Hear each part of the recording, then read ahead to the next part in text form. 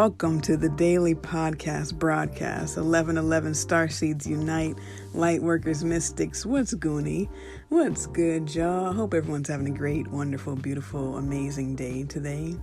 Whether this is greeting you at night, morning, evening, afternoon, I hope that whatever it is, that you're in highest of the spirits. And just take a deep breath, breathe it out. Inhale the good shit, exhale the bullshit. All right, guys.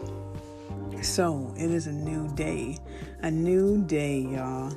Give thanks for a new day. Every day is a great day, and today is no different. So, yeah, guys. If you have any topic requests, would like to be a feature, have any comments, suggestions, anything, want to give yourself a shout out, anything like that, please direct those comments, concerns to my inbox on Instagram at Agent K21 Podcast, or Instagram or Twitter, Agent K21.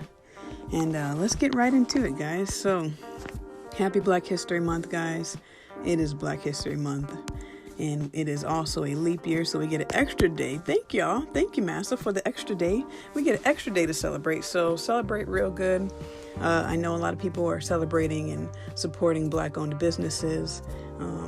I also do provide affordable counseling services at no charge. Donations are accepted, and the link in the bio of at Agent K21 will take you to that website. All right, but today in Black History, fun fact for today in Black History, as comes from complex.com article, today in Black History, Erykah Badu is working on a new perfume that smells like her vagina. Can we just give it up for that? Can we just have a moment of silence? Can we pour some out? Can we put something in the air for that? That is beautiful. Women empowerment. Love yourself. Love all of your body, because all of your body is beautiful. All of your soul is beautiful. So let's get that love going. This is February, guys. Hello. All right, I'm going to read this article here. And this is Erykah Badu. Erykah Badu has been working on different items for her new online store, one of which is a fragrance that smells like her vagina. She announced a new perfume called Badu's Pussy in an interview with 10 magazine, which she said is an olfactory tribute to what Badu calls her superpower. Quote, "There's an urban legend that my pussy changes men," she said. "The men that I fall in love with me change jobs and lives." She explained the process of making the fragrance, which included burning some of her underwear. "I took lots of pairs of my panties, cut them up into little pieces and burned them," she said. "Even the ash is part of it." She also revealed that she no longer wears underwear, so she didn't care about offering them up. "The people deserve it," she said. The new scent will be available through her Badu World Market store on February 20th. During the interview, she also discussed the controversial comments she made in 2018 about Bill Cosby and Adolf Hitler, where she painted both figures in a positive light. "People formed the, quote, offendocracy," she said. "People are entitled to their opinions, but I think that group lynchings are ridiculous." In the 2018 interview with Vulture, Badu touched on the idea of separating the person from the art they are making. In quotes, "I love Bill Cosby and I love what he's done for the world, but if he's sick, why would I be angry with him? The people who got hurt, I feel so bad for them. I want them to feel better too. But sick people do evil things. Hurt people hurt people." She spoke on Hitler during the same conversation. Quotes, I don't even know what anti-Semitic was before I was called it. I'm a humanist. I see good in everybody. I saw something good in Hitler." And that is where the article ends. Now, what do you guys think about that? Huh? What do you think about that? Let's talk. Let's dive right into it. First of all, I think it's awesome that she's making a perfume that smells like her vagina. I think that that's beautiful and wonderful, especially since there's so much body shaming and dysmorphia and just different stuff, especially around women and genitalia and things like that. And that needs to stop. And so I think that's awesome. And I also think there's some truth to what she says about this urban legend, because you know, as we have seen, the men that she has been with, you know, people like Common or Andre 3000, there's memes, and I'll probably even post it on my page, is like the meme of when before and after Erykah Badu. So I think that, the vagina is the gateway to the outer world, the inner world. That's where, it's a portal. It takes you, it brings, the spirit to earth. So you got to guard that. You got to take care of that, because, and again, no shame, no condemnation on this page. So do what you will with your things, but, that's a holy place. That is a temple. That is a, you reach there, you might be changed for life. And, I think that she is definitely a starseed, if you will. She's definitely on her own mission, as we all are, but she's really embraced hers and accepted it. And so I think there's some truth to that. And as far as the comments that she's made about Hitler and Bill Cosby, I didn't even know that there was controversy about it. I didn't even know that she made these comments, to be quite frank. Now, I tend to be more like her. I acknowledge the light in everyone, and I believe that we are inherently good. I don't think there's anyone born an axe murderer or a racist or anything like that. I think we are made. It's a matter of nature versus nurture, and I think we are all inherently good.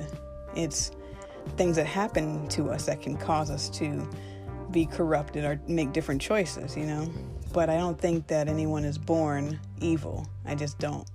And in addition to that, it's important to acknowledge the inherent evil in us all, because I think that it's a combination of both, right?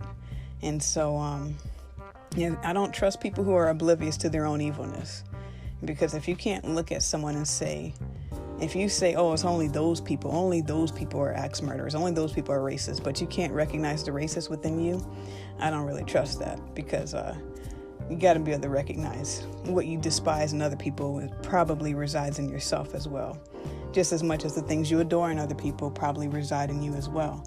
And so, and I say that from my own life experience, because for a long time I couldn't see myself as angry or violent, until I became such. And it was like, oh shit, this is in me too. What the fuck? And then it was like, okay.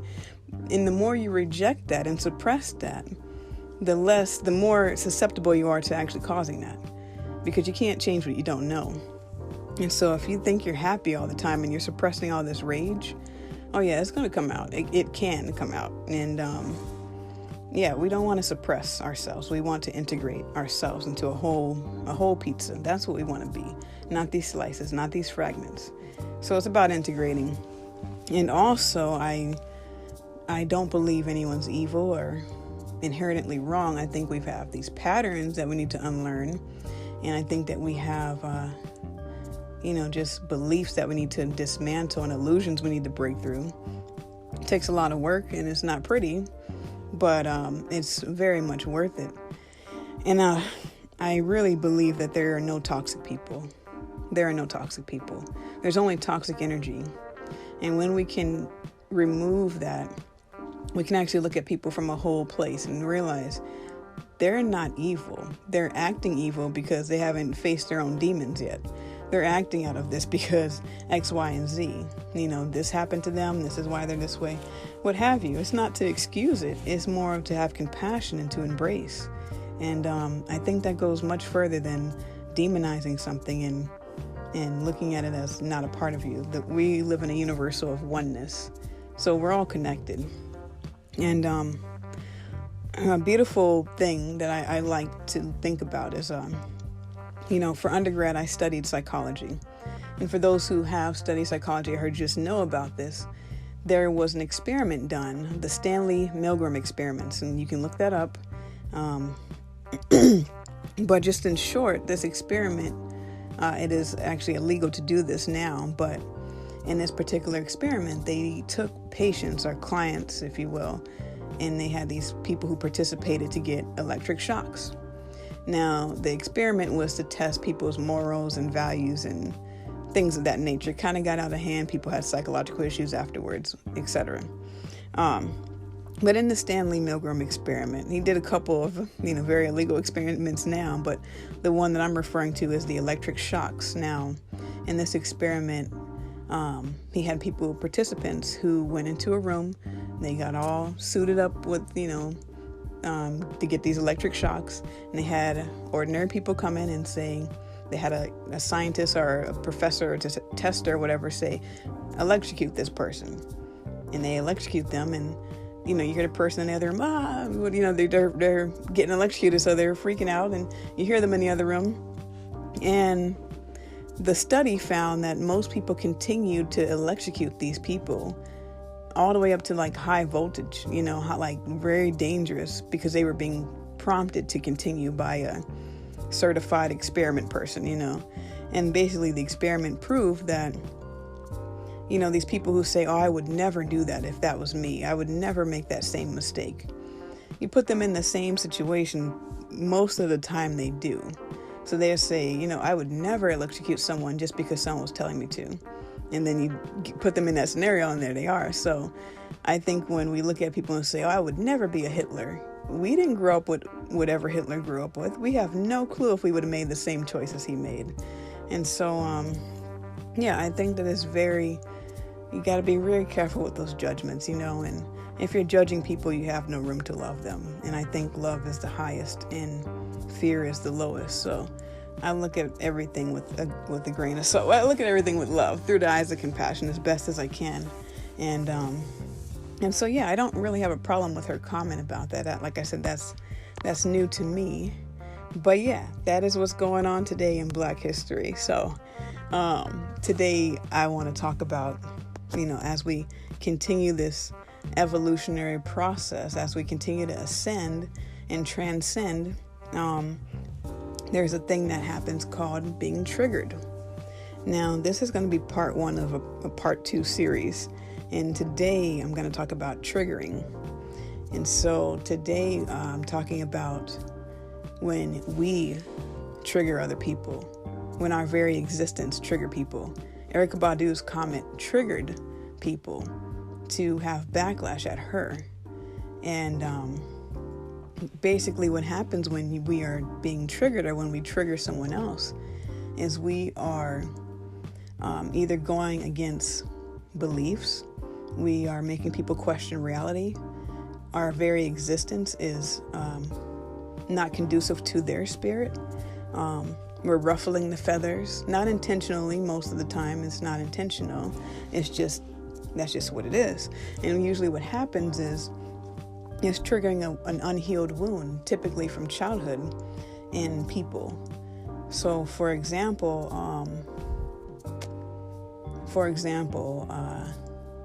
if let me think. I might say to someone, here's an example. I just thought of one. Okay. Someone walks into the house and they see that the house is chaotic. The house is trash. Like, the house is so dirty you can't even see the floor, right? You can't even step on the floor. You can't even see nothing. The house is trashed. And the person, quote unquote, overreacts. They start flipping out and they start, wilding out, and they're just like, oh, whatever. They're doing their thing. And, the other person's like, whoa, dude, I can clean up. Like, chill. And the person's like, I can't believe you don't appreciate me, you trash the house, you take me for granted.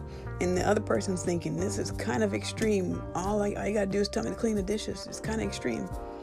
But it's not. It's not. This person is living back in a reality of an unhealed wound. And typically what we find at the base of this, at the root of this, is something from childhood. So once the person has calmed down and we're like, hey, why did you get so upset about that? And the person's like, well, when I walk in the house and the house looks really trashed, I feel disrespected. And then you go, okay, well, what about that makes you feel disrespected? Like, can we talk about this? And they say, well, when I was younger, I always had to clean the house. And you go, okay, like, tell me more about that.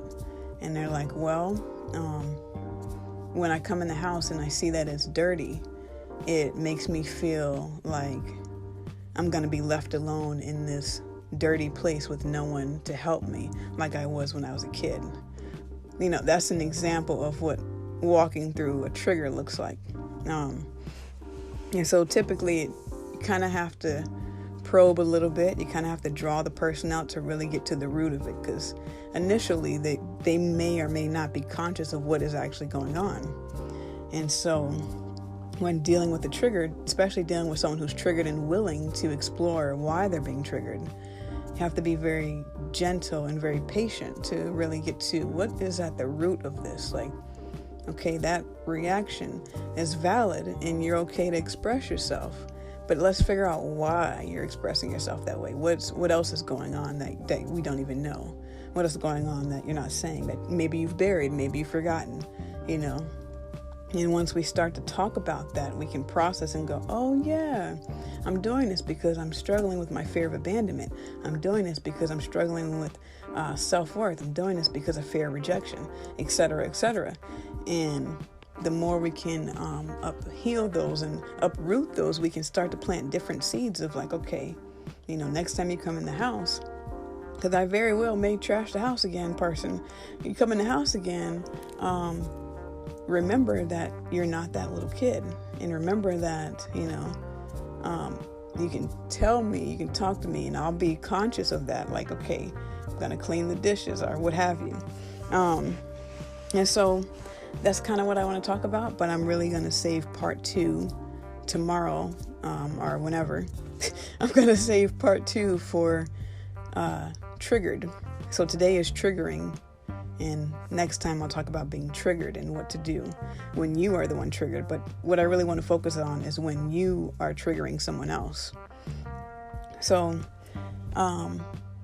when we are triggering someone else, typically it's not intentionally. And if it is intentional, that's kind of malicious. But, I don't know if we really want to surround ourselves with people who intentionally try to trigger us. That's, in my opinion, kind of dysfunctional and toxic. But, but people who genuinely love us, care for us, accept us, are really, truly there for us, are not intentionally trying to trigger us. But being triggered is going to happen. And the more light and love that you express, the more people you will trigger. Now, everyone's not going to be for you. Everyone can't handle what you got going on. Everyone ain't for you. And so what happens oftentimes is, you'll be doing something and you're just having a great day, and someone gets triggered by your very presence, and then they start cussing you out, and you're like, okay, I didn't do anything. I just walked into the room. You have to really separate yourself and realize this ain't about me. Whatever I carry is aggravating them in their spirit. And so when we're triggering other people, we have to remember that it's not our responsibility. It's not our job to fix anyone, to heal anyone, to rescue anyone, to save anyone. And we have to continue to do our own thing, regardless of who's with us or not, regardless of who's being triggered or not. And it's very important to have that separation of self, to recognize the boundaries of this is where I start and end, and this is where you start and end. And to not take it personally when we trigger someone. If we walk into a room and someone starts cussing at us, does that mean we need to change something? Even if they're blaming us, even if they're saying, I don't like that fragrance you're wearing. You're wearing that Erykah Badu pussy on your neck. I don't like that. Does that mean we change what we're doing to benefit them? Not necessarily. I mean, to each his own, but not necessarily. There's something they need to work out. If I want to wear this Erykah Badu cologne, then yes, I'm going to. And that's for them to figure out how they're going to deal with that. And so, when we're triggering other people, if we come from homes that are conditional or codependent, we can slip into a people-pleasing mindset of like, oh dear, I got to change myself in order to benefit this person. That is not necessarily the best response. I think there's a balance between consideration and accommodating someone versus changing yourself to not displease someone. And it's a very fine line, but there's definitely a difference. And we can definitely talk more about that. So when you're triggering someone, these type of things can happen. And, I had this example happen, live example for you guys, today. And again, you have to remember there are no toxic people. There's just toxic energy. And when people can't see what's going on, when they're oblivious, when they're living in denial, when they're not doing the inner work, you're going to trigger a heck of a lot of people. Because that's what helps wake them up. That's what helps, even if they don't see it, as long as you see it, like, oh, this is what's going on. Okay, let me step back. We want to be in the observer seat, okay? Not the driver's seat. Let them drive their own vehicle, wherever that takes them. We're just going to observe. And, your very presence will start to trigger people. And just continue to shine, continue to do you, regardless of how people respond to you. Because, what you're doing is fantastic work. What we're all doing, those of us who are probably listening are probably on the same page. Because, we can have this fear of like, oh, I don't want to say this or do that. The people who need to hear it are going to hear it. If you have an eye to see, you're going to see it. You have an ear to hear, you're going to hear it. For those that it's not for, it's going to go right over the head. It's going to be static fuzz in their face. So, if you're here listening, you probably get it. And it's probably happening. And so, I had a moment today where I triggered someone. And I'm like, huh. Not necessarily me, but the energy, the situation brought a triggered moment. And I'm just sitting there watching this whole thing unfold like, oh, I see what's really going on. And every time a unhealed wound is shaken, it's like a root of a tree. If you take that root and you shake it, everything is going to shake. All the branches are going to shake. All the leaves are going to shake. The entire core of this tree is going to shake. And so every time an unhealed wound is triggered, that's literally, just think of someone shaking the root of a tree and it wiggling everything. And once we start to pull those unhealed roots, once we trace what's going on back to the root, we can actually pull that root up and we can implement a new root, even if it's something traumatic. Typically it's traumatic, but even if it's something that's in the past, we can re-narrate that and the root itself will change. And once the root itself changes, all the branches change, all of the fruit on that tree changes, and the entire tree becomes different. It becomes an entire different species, basically. And that is no longer an apple tree. You've made it an orange tree, and you can really cultivate that, and you can really transmute the energy into something beautiful and profound. And it's not an easy task, but it's definitely doable. And I feel the shift already happening.